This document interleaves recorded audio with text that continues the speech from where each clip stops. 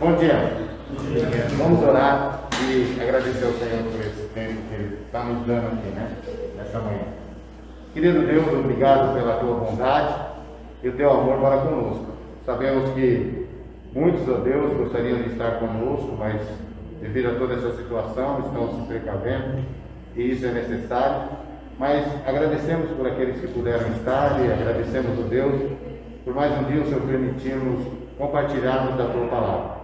Que seja um tempo gostoso aqui de aprendizado, Deus, onde possamos explorar esse livro tão precioso da Bíblia, assim como os outros, mas especialmente esse que nos dedicamos a estudar durante esse tempo, Pai. Que o Senhor nos dê clareza a respeito dele e traga reflexão também sobre as nossas vidas em relação ao Senhor, porque tudo a Tua palavra nos diz, e tudo que ela traz como história e como conteúdo, Deus, traz para que nós possamos pensar em nossa relação, nosso relacionamento com o Senhor.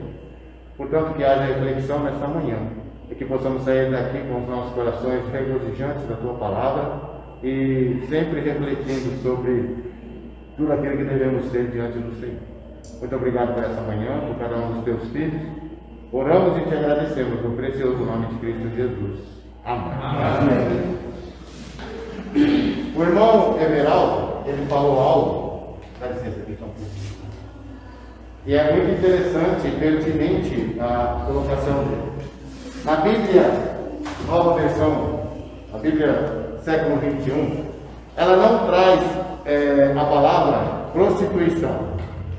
Na Almeida, revista corrigida, e a Almeida, revista atualizada, ela traz no versículo 2, quando pela primeira vez falou o Senhor por intermédio de Oséias, então o Senhor lhe disse: vai, toma uma mulher de prostituição. Então, essa versão está mais coerente, ou melhor, com mais clareza, por causa da prostituição. Ele levantou a situação que a século XXI, ela fala: vai e tome uma mulher de adultério, ou adúltera, né? Toma uma mulher adulta. Então, adúltera, ele colocou, seria alguém que já tinha sido casada e que adulterou. Então, de prostituição, não necessariamente ela teria sido casada. Mas o que acontece é que quando ele usa, no século XXI, a questão de adultério ou adúltera, ele está dizendo em relação ao povo que adulterou com o Senhor. Entendeu? Então, é só uma questão de versão de uma para outra. Mas as duas trazem a mesma conotação. Que Deus mandou que Oséias buscasse uma mulher de má reputação. Ou seja, uma mulher de prostituição, que vivia nessas questões de relações sexuais, como uma mulher de uma relação sexual, como era transmitido pelos cananeus. Uma relação sexual ou uma mulher, uma prostituta cultual, que cultuava a outros deuses, entendeu? Então, só para que você pode ler uma versão e em outra, e pode dar essa conotação. Eu achei muito pertinente quando ele trouxe essa questão, que ele disse: olha, mas prostituição seria a palavra mais correta. Mas entendendo que aqui ele quer dizer sobre aquela que adulterou, ou o povo adulterou com o Senhor, com a aliança que fez com o Senhor. Então nós entendemos que também está correto. Vai da forma que você interpreta a situação. Ok? Aí, no versículo 6, ele vai dizer o seguinte. No versículo 4, ele vai dizer o seguinte. Desculpa, no versículo 5. E quebrarei o arco de Israel naquele dia, no vale de Jezreel. O que significa naquele dia? Alguém pesquisou, aqueles que estavam juntos? Porque cada situação aqui, nessa frase do versículo 5, existe várias conotações aqui do que é dito, tanto da quebra do arco, quanto naquele dia, quanto também no vale de Jezreel. Então, naquele dia, significa o seguinte: cobre um período, além da morte de Zacarias, que marca a extinção da dinastia de Jeú, incluindo os acontecimentos posteriores à sua queda. Embora naquele dia não seja o que nós costumamos ver na Bíblia, o dia do Senhor, que é diferente. O dia do Senhor é o dia que Ele virá e o dia que Ele fará com que todas as coisas aconteçam, que ainda está prometido para fazer. Naquele dia tem a conotação de Deus mostrar ao povo o que Ele realmente estaria fazendo, que Ele sempre esteve no controle de toda a situação, sempre estará no controle de toda a situação, e Ele deixou chegar a uma situação até que pudesse mostrar ao povo que Ele tem o controle de tudo. Deus dá liberdade para nós fazermos aquilo que nós entendemos que devemos fazer, e principalmente aquilo que a palavra de Deus nos ensina a fazer. Só que o que acontece? O homem normalmente, o homem, como eu digo aqui, o ser humano, né, o homem e mulher, ele costuma fazer muito o quê? Totalmente o que é contrário à palavra de Deus. A palavra de Deus ensina de uma forma, e o homem muitas vezes, ou na maioria das vezes, trabalha de forma diferente. Então Deus deixou o povo caminhar segundo os seus propósitos, segundo a maneira que eles queriam caminhar, para que ele pudesse resgatar. E usando essa analogia do casamento, que na verdade é uma analogia para confrontar o povo, fazer com que o povo reflita sobre essa situação, mas que realmente aconteceu.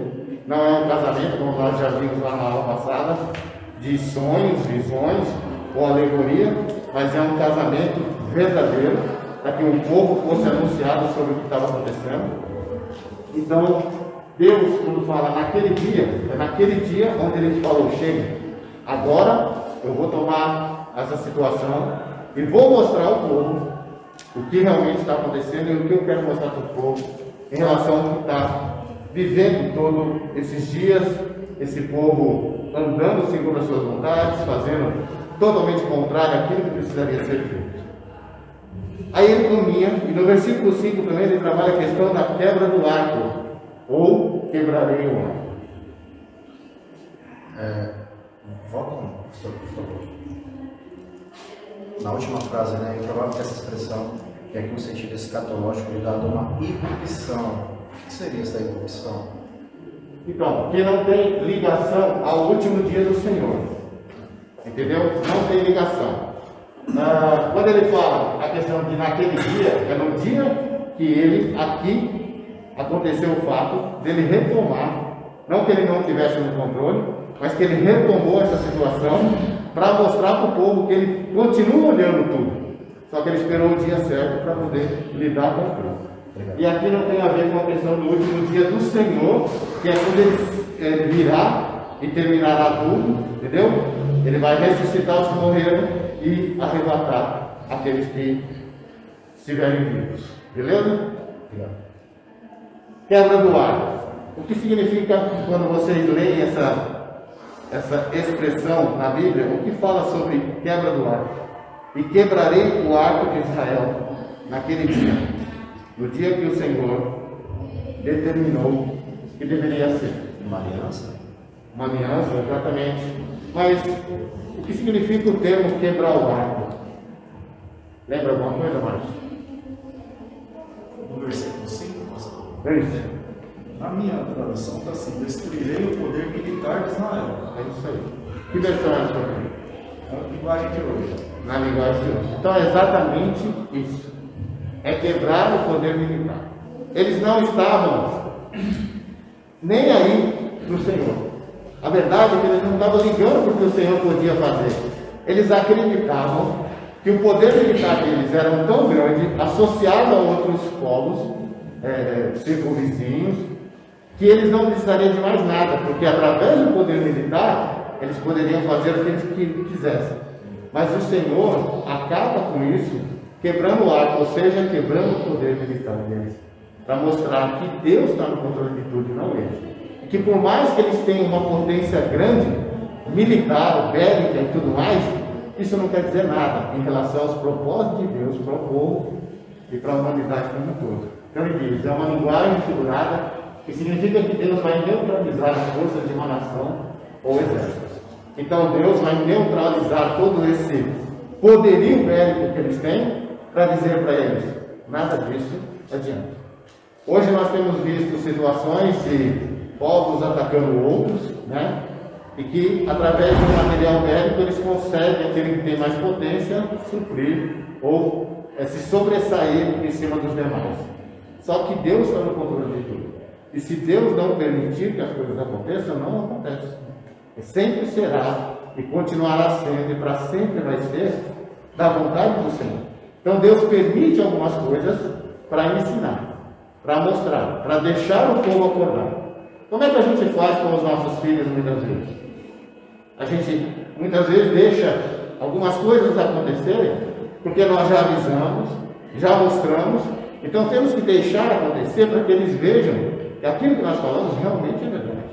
Então Deus muitas vezes está mostrando ao povo, levanta profetas e mais profetas para dar instrução ao povo, e o que acontece? Mesmo assim, o povo caminha para o lado errado. Será que hoje, nos dias de hoje, é diferente? E a gente tem trabalhado muito, e eu tenho refletido muito sobre a questão dessa pandemia. Nossa, é uma situação ruim, muito. Pessoas sendo dizimadas, mas por quê ou para que Deus permitiu isso? Será que o nosso tempo, o mundo que nós estamos vivendo, não está vivendo também o tempo que estávamos vivendo essa situação? Quando Deus precisa levantar um profeta, pedir para esse profeta tomar uma mulher de prostituição, uma adúltera, uma mulher de vida fácil, vamos dizer assim, para ensinar ao povo quem era ele, na pessoa de Oséias, e quem é o povo na pessoa de Deus, que se distancia totalmente do Senhor, o Senhor dando todas as condições para o povo. Então, esse livro traz essa questão e traz essa reflexão para nós também. Não foi casual, ou seja, escolhemos esse livro por causa da situação que está ocorrendo, ou a situação ocorreu e nós escolhemos esse livro. Isso já era uma sequência que nós já tínhamos planejado e que tem a ver, uma Bíblia como um todo, tem a ver com o que Deus quer mostrar ao povo e o que Deus quer mostrar para nós também diante dessa pandemia. Ok? Então, quebrar o arco tem essa conotação. O juízo do Senhor não é administrado. O reino do norte buscou segurança no poderio militar, que está lá no capítulo 8, versículo 14. Quem for trabalhar esse capítulo vai explorar mais sobre essa situação. E, portanto, nada mais próprio que sua queda acontecesse por meio de uma derrota militar, quebrando o arco de Israel. Mas agora vamos entender um pouco essa questão. Parece que está chovendo ali por causa da parede, né? Mas esse é o vale de Jezreel. Por isso Deus deu um nome a esse vale, deu um nome ao primeiro filho de Oséias, o Gomes, Jezreel, exatamente por causa dessa situação, pelo fato dele quebrar esse poderio militar que eles tinham e mostrar para eles que ele é poderoso, que ele está no controle de tudo. E o mais interessante vem agora. Formado pela parte leste da planície, que é conhecida pelo nome de Esdrelon, e esse Esdrelon é o mesmo nome de Jezreel, só que aqui na língua grega. Então, quando você lê no grego ou em alguma passagem grega, Esdrelon está se referindo ao vale de Jezreel, ou o nome Jezreel. Ele tem 16 quilômetros de largura e se situava entre a colina da Baixa Galileia ao norte e as montanhas da Samaria ao sul. Ele se estendia na direção nordeste, no Vale do Jordão, ao Monte do Carmelo, na costa do Mediterrâneo. Então, é isso aqui. Englobava toda essa parte aqui. O vale está aqui. Então, por isso que ele tem 16 quilômetros de largura. Porque ele vem desde Mediterrâneo, Samaria, Galileia, até Bet-Sean, onde já é citado também na palavra de Deus. Então esse vale é grande. E segundo os estudiosos, diz que durante o reinado da Síria, nenhuma batalha aconteceu aqui.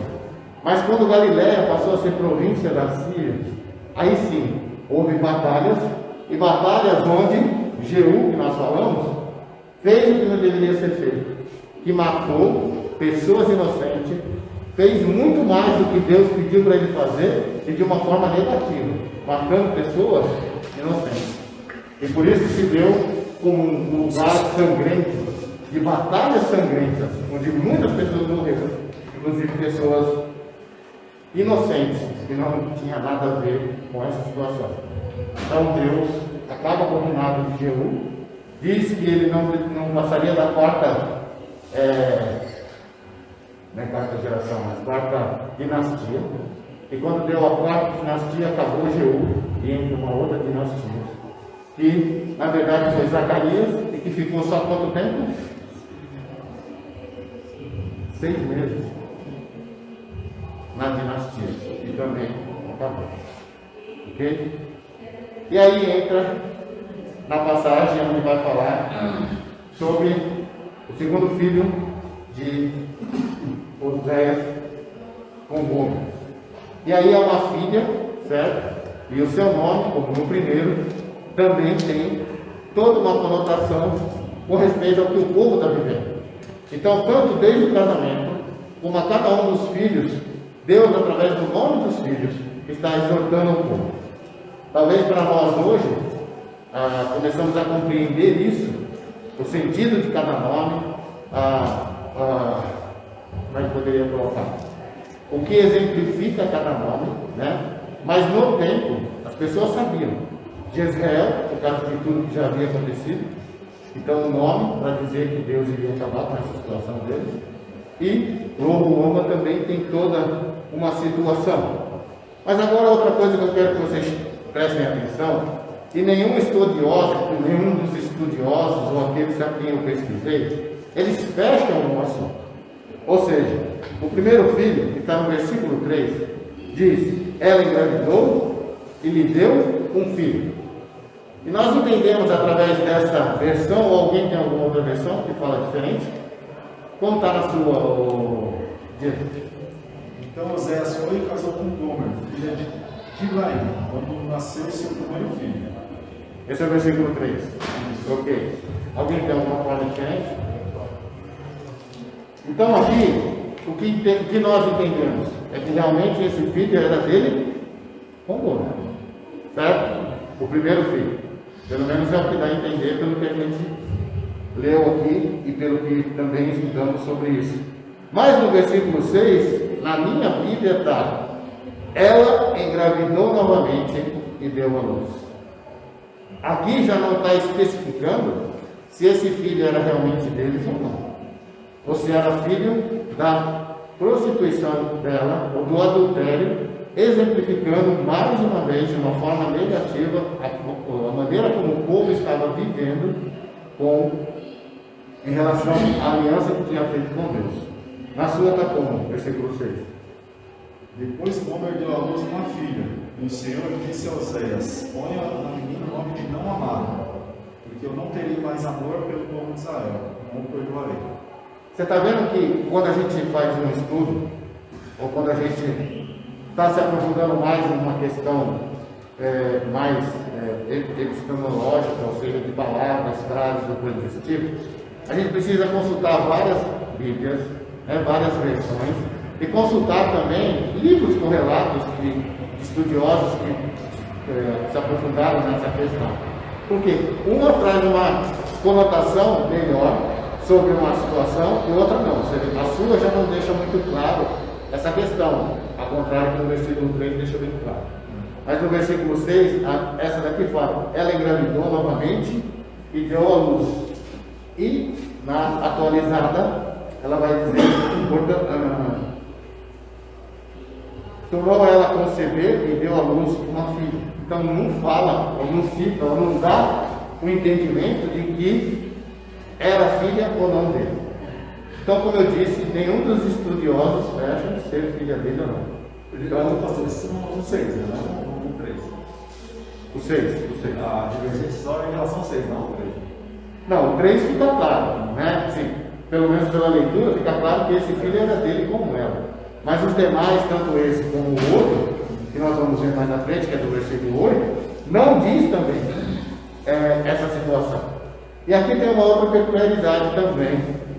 Quanto tempo vocês acham que levou até que Gomer engravidasse novamente e desse um filho, ou seja, a filha agora, novo?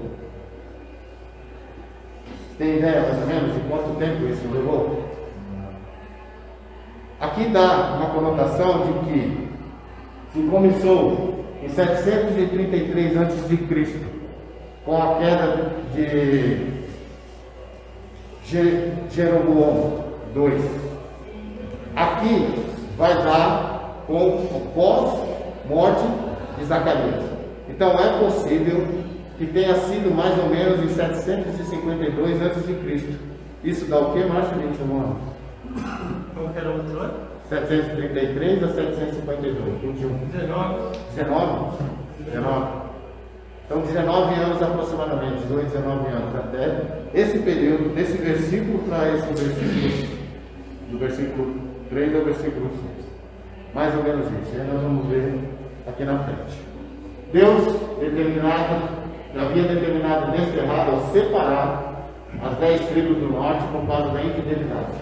O significado de seu nome, desfavorecida, ou em algumas outras versões dá outro nome, era o quadro espiritual de Israel naqueles dias, por isso Deus não mais se compadeceria do povo, levando Israel ao cativeiro. Então, ele vai trabalhar agora de uma outra forma, e no versículo 7 começa a trabalhar a questão da salvação de Judá. Então, no versículo 7 ele diz: mas me compadecerei da casa de Judá, e o salvarei pelo Senhor, seu Deus, pois não salvarei pelo arco, nem pela espada, nem pela guerra, nem pelos cavalos, nem pelos cavaleiros. O que Deus está falando nesse versículo 7 já tem a ver com a questão do versículo 5 também, né? É uma ligação de um no outro. Quando ele diz que não vai acabar por um poder militar, por uma força de armamento bélico, ou por uma força de juntas de animais e tudo mais, que naquele tempo não era muito comum, mas que alguns exércitos bem mais montados tinham também a questão dessas montarias, para que fosse mais efetiva a guerra, que eles fossem mais produtivos e obtivessem sucesso através dessas batalhas. Então ele vai trabalhar. Essa profecia se cumpriu nos dias do rei Ezequias, quando os assírios cercaram Jerusalém e ameaçaram fazer com Judá o mesmo que fizeram com as outras nações. Então vamos ver lá essa referência, Isaías 37, 10 a 15.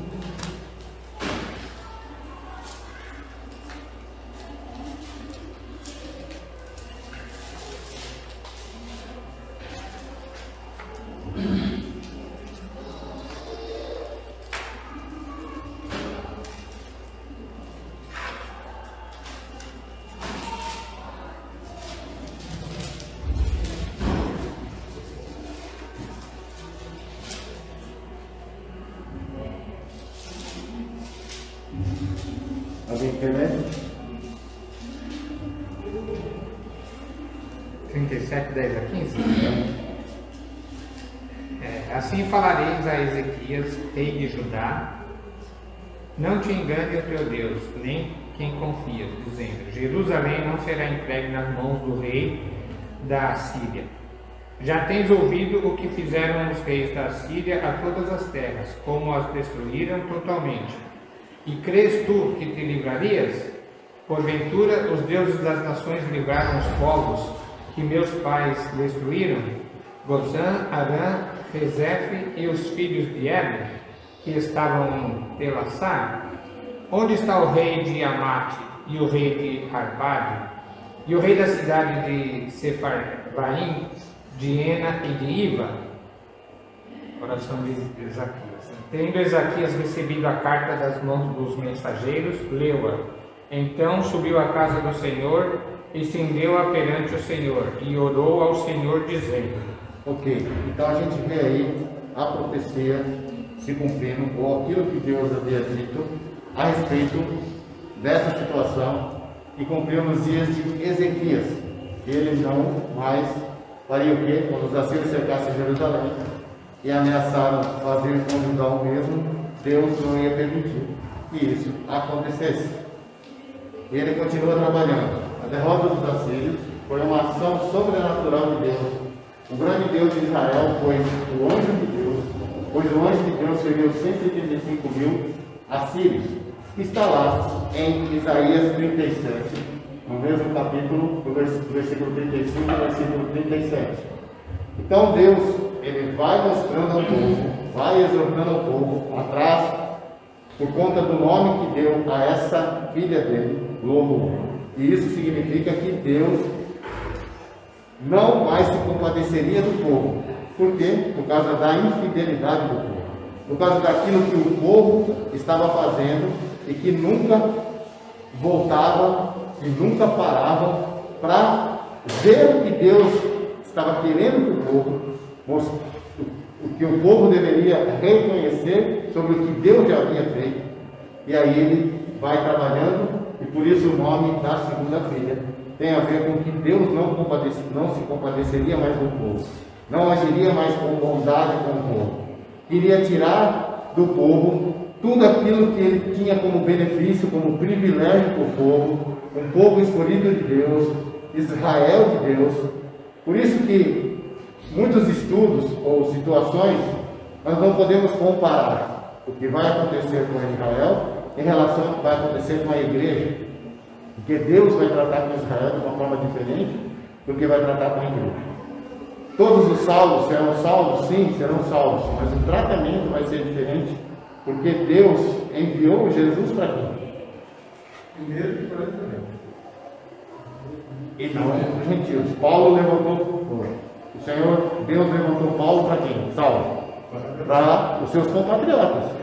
Mas eles não quiseram ouvir. Paulo foi fazer o quê? Pregar os gentios e se tornou o maior dos apóstolos dos gentios. Né? E amém por isso, porque chegou a cada um de nós também. Ok? Senão não teria chegado. Então Deus está trabalhando essa situação, mostrando o povo. E continuando ele diz, Deus teve misericórdia de Judá, mas não poupou a casa de Israel, por causa de seus pecados.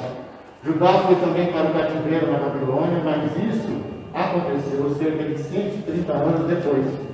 Deus prometeu o seu retorno, em Jeremias 25:11 e 29:10, e de fato Judá retornou e reconstruiu a sua nação, que está lá em 2 Crônicas de Esdras, mas Israel nunca voltou. Então vamos ler essa referência.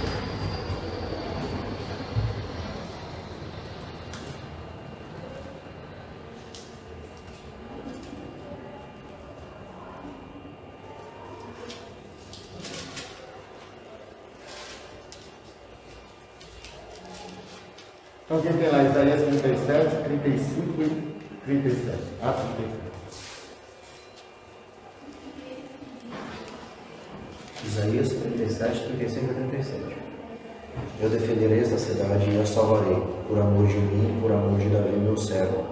Então o anjo do Senhor saiu e matou 185.000 homens no acampamento assírio. Quando o povo se levantou no manhã seguinte, só havia cadáveres. Assim, Senaqueribe, rei da Síria, fugiu do acampamento, voltou para Nínive e lá ficou. Ok. Eu não digo que as pessoas que estão morrendo hoje em questão dessa pandemia, muitos são salvos do Senhor, muitos não, e Deus não está agindo dessa forma a punir, mas mostrar ao povo. E Deus tem suas maneiras de trabalhar. Nesse tempo aqui, muitas pessoas morreram também, e morreram de fome. Inocente, cumprindo ordens, fazendo aquilo que precisava ser feito, não é mesmo? Então, é assustador o número que a gente vê de pessoas que têm morrido por conta dessa Covid. Mas, quando que Deus vai, se é que vai mostrar para nós o porquê, o para quê de todas essas coisas? Então, nós não entendemos, mas quando a gente vai estudando ao longo da história, quantas pessoas não morreram? O mesmo sol que nasce para o cristão, nasce para o ímpio. Aquece da mesma forma, se beneficia da mesma forma. Então Deus é justo, e Ele tem suas maneiras de agir, suas maneiras de trabalhar. Para aqueles que são salvos, têm a esperança de ressuscitar através de Jesus. E aqueles que não são? Então, é algo para nós pensarmos também em relação ao que estamos vivendo nos dias de hoje. A outra referência é Jeremias 25, 11 e 29, 10. Toda esta terra ficará arrasada, será um espetáculo horrível. Todas essas nações serão dominadas pelo rei da Babilônia durante 70 anos. Ok? 29, 10. Porque assim diz o Senhor: certamente que passados 70 anos na Babilônia, vos visitarei e cumprirei sobre vós a minha boa palavra, tornando-vos a trazer a este lugar. Ok? Então o Senhor cumpre a sua palavra, trazendo Judá de volta, mas Israel não. 2 Crônicas 36, 22, 23 e Esdras 1, 2.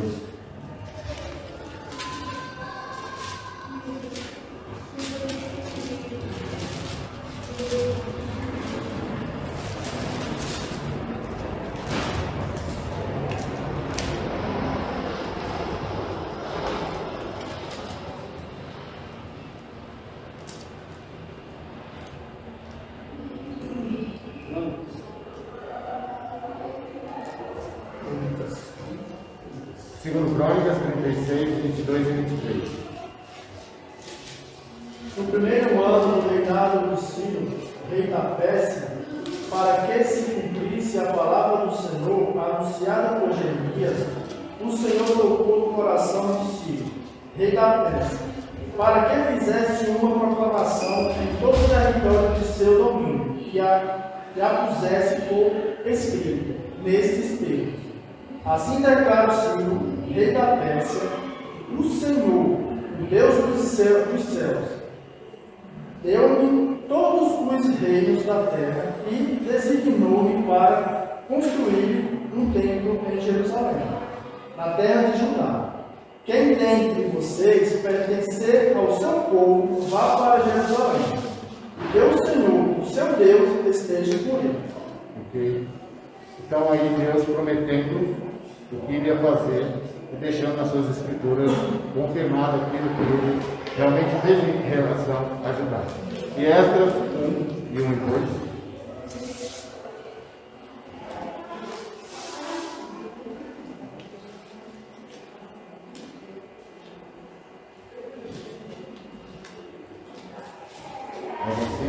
No primeiro ano de Ciro, rei da Pérsia, para que se cumprisse a palavra do Senhor, por boca de Jeremias, despertou o Senhor o espírito de Ciro, rei da Pérsia, o qual fez passar pregão por todo o seu reino, como também por escrito, dizendo: assim diz Ciro, rei da Pérsia: o Senhor, Deus dos céus, me deu todos os reinos da terra e me encarregou de lhe edificar uma casa em Jerusalém de Judá. Ok? Mas de Israel não cita nada. Ok? Então Israel nunca mais voltou. E o que eu falo aqui de Israel, não é Israel reino, não é Israel nação. Ok? Porque senão dá a conotação de Israel, mas não é nação. É o reino de Israel. As 10 tribos. As 10 Bem tribos. colocado as 10 tribos. Exatamente.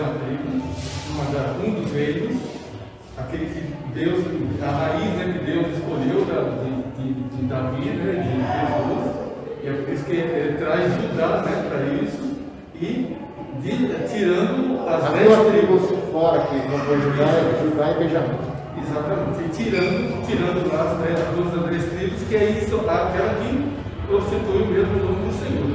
E lembrando lá no começo, né? Quem pediu para ter reino foi o povo. Deus sempre esqueceu muito. Afinal de contas, era juízo. Né?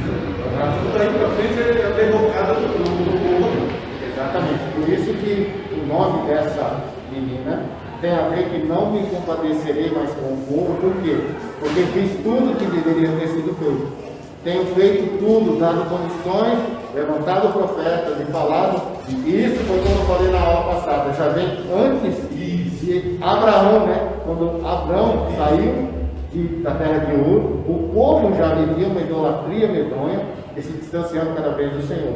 Então, desde aquela época, já vem desencadeando uma situação muito desconfortante e que levou a Deus, através dessa filha, dar esse nome, dizendo: não me compadecerei mais com o povo, não irei favorecer o povo, porque tudo que eu já fiz, tudo que eu já tinha que fazer, foi feito e o povo não volta para mim.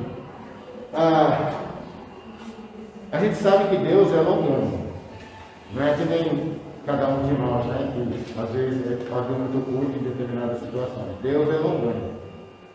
E mesmo Deus agindo da forma que Ele age, com paciência, com longanimidade, existe um limite para todas as coisas. E Deus, Ele é amor, mas Ele também é justiça.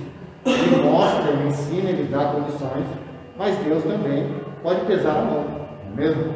O que Elias disse em relação quando estava fugindo de Jezabel? Vocês lembram? É melhor cair na mão de quem? De Deus, do que na mão dela.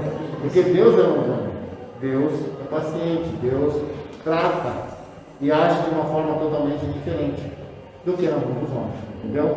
Então Deus é longânimo, Ele está dando liberdade, Ele está dando condições, Ele está dando todas as instruções e as situações que nós precisamos para viver o melhor para Ele, e através dele e através da palavra dele.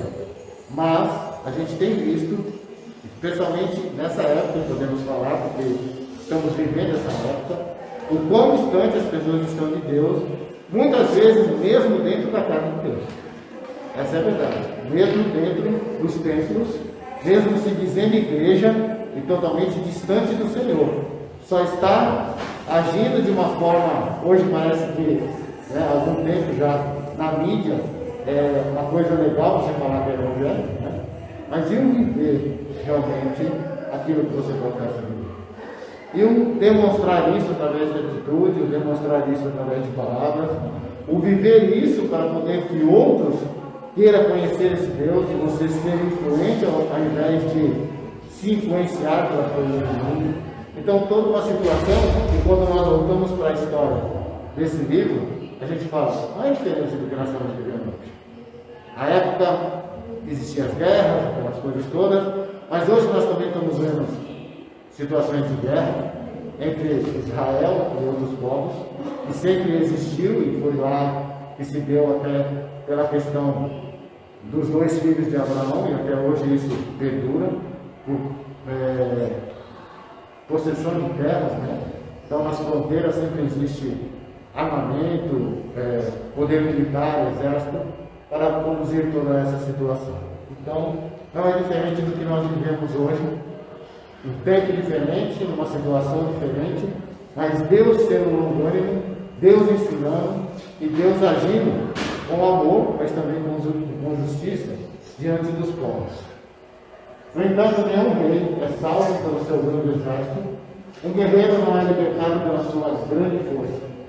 Contra essas forças que eram grandes em termos humanos, o povo da aliança deveria confiar na grandeza de Deus. E aí está as referências, se os irmãos quiserem ler, são muitas referências, vou anotar e ler depois, vai falar sobre quem é Deus e a maneira que Deus está trabalhando, para que o povo reconheça que Ele é grande e que não é o poder que você tem. E muitas vezes nós queremos agir da nossa vontade, daquilo que achamos que temos condições de fazer, mas Deus pode reverter toda essa situação. E Deus abre porta, não tem porta, Deus ressuscita, Deus tira dos leitos de dores, Deus confunde os médicos, Deus faz aquilo que Ele quer fazer, da maneira que Ele planejou que deveria ser feito. Então a lição não era fácil de aprender, foi necessária a chegada do inimigo, Senaqueribe da Síria, diante dos portões de Jerusalém, para que o piedoso rei Ezequias realmente compreendesse que com ele, Senaqueribe, está o Senhor, nosso Deus, para nos ajudar e lutar em nossa batalha. Vamos ler lá, 2 Crônicas 32, 8. E é preciso confiar e ter fé na intervenção e no poder divino, e para que a estratégia mundana na luta da fé. Esse é o mesmo Ezequias que mais uns anos, uns dias de vida. Mesmo rei, né? É o mesmo rei.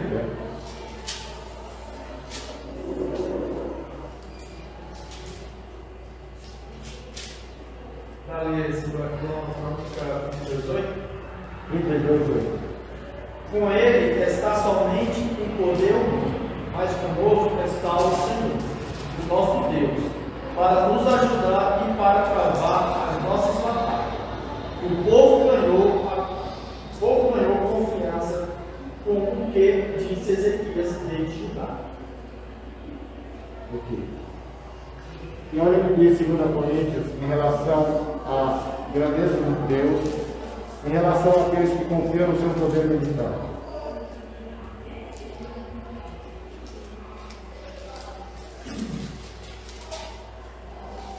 Pois as armas da nossa guerra não são humanas, mas poderosas em Deus para destruir fortalezas.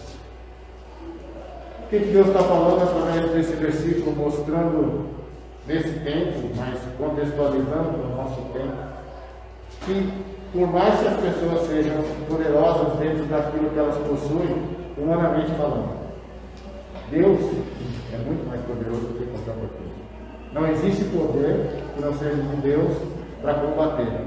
E não é combater só uma questão de guerra, uma questão de aquele fora de inimigo. E nós temos inimigos. Inimigo é o Deus desse século. Ele quer, de qualquer forma, tirar a gente da igreja, tirar a paz, tirar tudo que nós precisamos. Aí você fala, mas precisa de uma guerra? Não. Muitas vezes você constrói ou você deixa criar uma guerra dentro do seu lar. Nós precisamos entender que não é com armas, não é com determinadas situações, quando queremos agir, que nós vamos conseguir. Nós precisamos entender que Deus é forte e só Ele pode nos dar a condição que nós precisamos para suprir todas as dificuldades. E mesmo essa dificuldade que nós estamos vivendo agora. Porque se Deus não fosse com cada um de nós, se Deus não trabalhasse na minha e na sua vida, como que seria em meio a toda essa situação? Há uma discussão muito grande sobre a vacinação e todas essas questões e tal, mas independente de já terem países vacinados ou não, ou coisa do tipo, o que nós entendemos é que Deus está no controle e que Deus tem um propósito para todas as coisas. Por que será que no Brasil ainda não foi todo mundo vacinado ou a grande maioria vacinada? Se a gente for ver, o que eles falam é de 77%, ou um pouco mais do que isso, para que esse vírus seja, de uma certa forma, não exterminado, mas que não tenha mais o efeito que está tendo. Mas sabe quanto que já foi vacinado no mundo inteiro? Foi 5%, ou 15%, No mundo inteiro? 25% já. 25% no mundo inteiro. Mas eles falam de 77%. É 70% para dar uma queda legal no vírus. Entendeu? Para ele não ter mais a ação que tem, essa questão de ficar nessa mutação, né? Mudando e tudo mais. Então são situações bem complicadas. Então a gente precisa entender que se não for Deus na nossa vida, se Deus não agir, se Deus não cuidar, se Deus não livrar cada um de nós, nada podemos fazer. Assim Deus está mostrando desde os tempos antigos, e começando aqui, dando continuidade aqui nesse livro, ele falando sobre essas questões, as questões que vêm acontecendo, e que o povo cada vez mais, quando vê as coisas, está nítido o que está acontecendo, e o povo parece que fica cego e não consegue enxergar o que está fazendo e não consegue enxergar o Deus que está sendo longânimo e que está dando condições para que o povo volte e reverta toda essa situação, mas o povo cada vez caminha mais e mais para um caminho totalmente distante do Senhor. Então é bem complicada essa situação e bem triste para nós, cada um de nós que temos parentes distantes do Senhor. A gente vê que Deus, como agiu com o povo, para quem Ele enviou Jesus, para quem Ele sempre teve com uma menina nos olhos, e Ele exorta o povo a dizer que não se compadeceria mais com o povo. E como Deus agiria conosco, como Deus age conosco no tempo de hoje? É da mesma forma. E Deus está mostrando determinadas situações a mim e a vocês sobre o que nós temos vivido nesses dias. E aí ele vai, mais uma vez, de uma forma negativa, e agora a quarta forma negativa de alertar o povo. A primeira foi mandando Oséias casar com uma meretriz. Depois, com o primeiro filho, mostrando a questão do nome de Jezreel, trazendo o mesmo nome ao seu filho, para mostrar ao povo que Deus quebraria esse poder militar e que não era através de militarismo, não era através de armamentos que eles conseguiriam conquistar e fazer aquilo que eles queriam, mas era pelo poder do Senhor e pela vontade do Senhor, e Deus mostra isso através do primeiro filho. Segundo filho, uma menina, Deus mostra que não se compadeceria mais com o povo, porquanto que Deus já havia feito tudo que precisava ser feito, e o povo continuou quebrando a aliança com o Deus, que tem dado tudo, que tem dado todas as condições ao povo. E através de Ló, que está lá no versículo 8 e 9, ele diz: depois de haver desmamado Ló, ela engravidou e deu à luz um filho. E o Senhor disse: põe-lhe o nome de Ló, porque não sou de meu povo, nem sou vosso Deus. Com o adultério rompe os laços matrimoniais. Assim Israel, por causa da sua infidelidade ao seu Deus, havia quebrado o concerto com o Sinai. Quanto tempo se deu? Quando a gente pega essa palavra desmamado, quanto tempo leva uma criança para ser desmamada? Essa bola foi com 2 meses. Na verdade, tem uns que tem 30, 40 e ainda estão mamando, né? Tem uns que não podem ver a mamãe. Então, Mas uma questão aqui, em relação a essa palavra, eles falam mais ou menos de 1 ano e meio a 2 anos. Até que ela pudesse ter, até que ela tivesse esse outro filho, que foi o tempo de Deus trabalhar através da menina, exortando o povo, e agora concede que ela tenha outro filho, e através desse filho, depois de 1 ano e meio, 2 anos, o povo, Deus vai confrontar o povo dessa forma, vai dizendo como o adultério rompe os laços matrimoniais. Assim Israel, por causa de sua infidelidade ao seu Deus, havia quebrado o concerto no Senhor. Então, por que a analogia do casamento? Porque o casamento é isso. Ele não pode ser quebrada a aliança que você é feita diante de Deus. Quando você falar, mas a pessoa largou, divorciou, fez, aconteceu, ela fez o quê? Ela quebrou uma aliança que foi feita diante de Deus. E é isso que o povo está fazendo. Deus providenciando ao povo tudo que eles precisavam. E eles vão e quebram essa aliança por quê? Porque fazem tudo diferente e agem de forma infiel ao seu Deus. Em termos dos acontecimentos que afetam o reino do norte, isso provavelmente nos leva ao início do período em que a pressão da Síria começou a ser sentida na Síria e na Palestina, depois da ascensão de Tiglat-Pileser, que é outro rei e também faz parte da dinastia. E a palavra desmamado, que foi que eu acabei até adiantando e falando, tem a ver aí mais ou menos, ele dá 2 a 3 anos, outros estudiosos falam de 1 ano e meio a 2, depois dos quais outra criança nasceu. Aqui, mais uma vez, não é dito se esse filho era de Oséias. Certamente, Oséias age como pai ao dar um nome a ela. A natureza paciente de Oséias era um exemplo vivo para o povo da longanimidade do Senhor para com eles. Então, o Senhor está trabalhando, o Senhor está mostrando, e mesmo assim, o povo vê que precisa ser visto. Pela 4ª vez, o Senhor dá instruções ao profeta, como nas 2 ocasiões anteriores, ele revela qual deve ser o nome da criança. Não meu povo. E aí tem todo um contexto para isso. É difícil determinar, Oséias é testemunho profético na percepção do Senhor, do que o seu relacionamento com o povo está quebrado. Por isso ele diz, meu povo, trazendo isso por uma conotação familiar, por uma questão de conhecer o povo, pois Deus criou todas as coisas, criou todos os povos, E através disso, Deus está trabalhando de uma forma bem amigável, bem amistosa, bem de conhecer bem aquilo que ele está falando e de quem que ele está falando.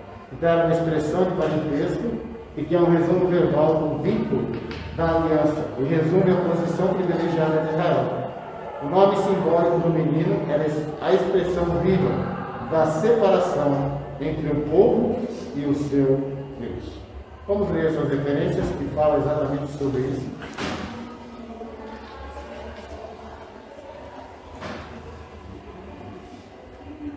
Êxodo 6:7, conforme Gênesis 17, 7 e 8, e Levítico 26, 12. Deus trata com o povo numa intimidade muito grande, numa questão realmente de parentesco, por isso ele diz, não, meu povo, ou seja, virou as costas para mim, agiu com infidelidade, e não posso considerar mais como meu povo. Êxodo 6, 7. Eu os farei meu povo e serei o Deus de vocês. Então vocês saberão que eu sou o Senhor, o seu Deus, que os livra do trabalho imposto pelos egípcios. Ok? Então Deus sempre agindo de forma a mostrar que Ele é amoroso, que Ele é longânimo, mas o povo sempre se distanciando do Senhor.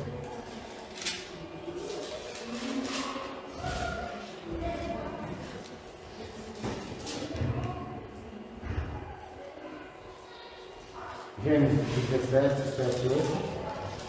A aliança que estou fazendo para sempre com você e com os seus descendentes. E é a seguinte: eu serei sempre o Deus de vocês e o Deus dos seus descendentes. Darei a você e a eles a terra onde você está morando como estrangeiro.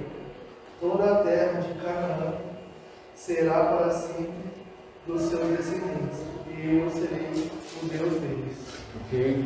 Deus falando ao povo, mostrando ao povo a sua longanimidade, o seu amor por cada um deles, e o povo agindo de fidelidade. Levítico 26, 2, 2. E andarei no meio de vós e vos sereis por Deus, e vós me sereis por povo. Ok. É difícil determinar o caráter e a expressão da quebra do relacionamento. Será que está comparando a uma separação conjugal, onde os benefícios do casamento são suspensos, ou a um divórcio? E aí é uma pergunta: o que vocês acham em relação à analogia que Deus usa em relação ao casamento, em relação a cada um dos filhos, a forma negativa como ele trabalha, no nome de cada um dos filhos, mostrando ao povo? Será que está comparando a uma separação conjugal, onde os benefícios do casamento são suspensos, ou o caso de um divórcio? O que é restringido numa separação ou num divórcio, em relação ao que Deus está agindo com o povo? O que vocês me dizem? O que se rompe o que acontece quando se rompe um casamento, chega ao divórcio?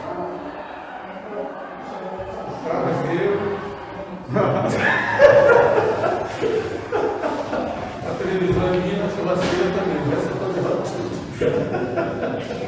O que se tem quando há um relacionamento conjugal?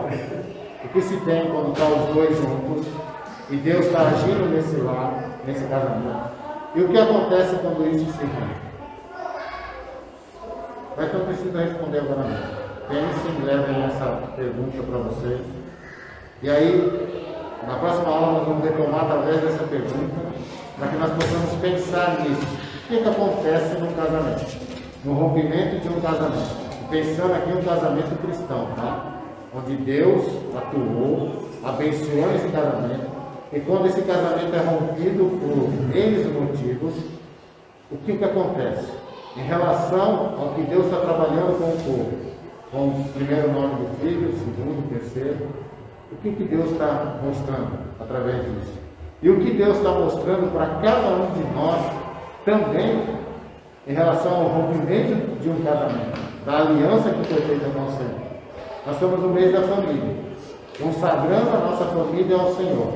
Hoje vamos ter a renovação de votos, ou seja, dizendo, eu já estou com você há 50, deveria mais 50, ou coisa do tipo, entendeu?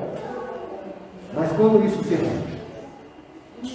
Pense aí no rompimento de um casamento com um homem, com 10 anos, com 20, com 30, quando já se tem filhos adolescentes, ou quando já se tem filhos adultos. O que isso acontece? Em relação ao que está acontecendo, é isso que eu quero provocar em vocês, pensar nessa situação. O que acontece para nós retomarmos, porque depois nós vamos entrar no quê? Na restauração. E aí já vai caminhando aí ao versículo 10, que aí ele vai trabalhar na restauração de Israel e de Judá. E aí a gente vai entrar nessa questão e dar continuidade e vai até o versículo 2 do capítulo 2. Ok? Perguntas?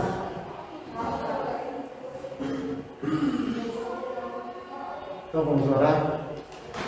E na próxima aula nós terminamos através dessa pergunta. Okay? Querido Deus, muito obrigado pela sua bondade conosco e pelo trabalhar do Senhor em nossas vidas a respeito desse livro e da tua palavra como um todo. Muito obrigado porque o Senhor nos despertou nessa manhã para que estivéssemos aqui e agora temos dado, Deus, a liberdade de poder colocar as nossas vidas diante do teu altar e colocar ela em ordem segundo a tua vontade, para que vivamos segundo as tuas instruções e que aprendamos, Deus, através dos erros dos teus filhos no passado. E que possamos corrigir, Deus, a cada um dos nossos erros, pedindo perdão em nome de Jesus e também, Deus, aqueles a quem precisamos pedir perdão e viver a nossa vida direcionada no alvo que é Jesus Cristo. Que o nosso alvo é a adoração a Jesus e que possamos viver essa perfeita adoração. Assim eu oro agradecido, pois oro no precioso nome de Cristo Jesus. Amém. Amém. Deus nos abençoe. Concluiu?